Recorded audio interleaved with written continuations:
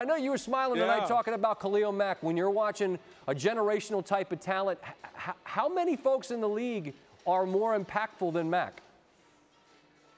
Well, I think there's only one, and that's Aaron Donald, and maybe that's because he's closer to the football. But other than that, Khalil Mack is outstanding. He does it a different way. He's not just a speed guy, maybe like a Von Miller. He's a power guy. He can do it all, Scotty. And the number one thing I love about him, he makes his teammates better.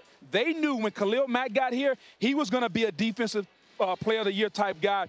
Everyone in Chicago has elevated their level, their tempo. He's a dominant player that every offensive coordinator, Scotty, that goes against him has to know where he is, and they have to have a game plan for him.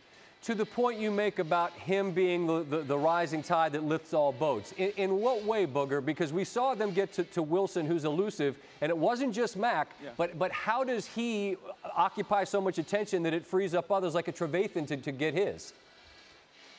Well, it's really simple. He's going to be at that left defensive end. And so now Seattle had to put a tight end there. They had to slide the center there. They had to put the back over there. So now what does that do? When you have 3 on Khalil Mack, there's only 11 on each team. So now someone is unblocked or someone has a one-on-one. So just his mere presence is creating opportunities for everyone. And when you leave him one-on-one, he's been dominating. So he's making everyone else better. Much like when Simeon Rice came to Tampa, he made Warren Sapp, he made Derrick Brooks, he made everyone better. And Khalil Mack is a generational type player just like that.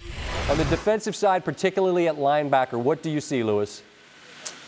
Scott, I know this is going to be grand, but you know how I like to make grand statements and get out ahead of things. I think this linebacking core reminds me, look, I was a big fan of the '85 Bears, and they had some players on that '85 Bears team that had speed and power. When you think of guys like Wilbur Marshall, Mike Singletary, and Otis Wilson, those guys were absolute game wreckers. Well, think about how they have really built this linebacker core here. Danny Trevathan and Roquan Smith on the inside, and Mike Kwiatkowski. These guys can run and hit. A little bit smaller, but extremely explosive. And then they've got the power on the outside with a guy like Khalil Mack.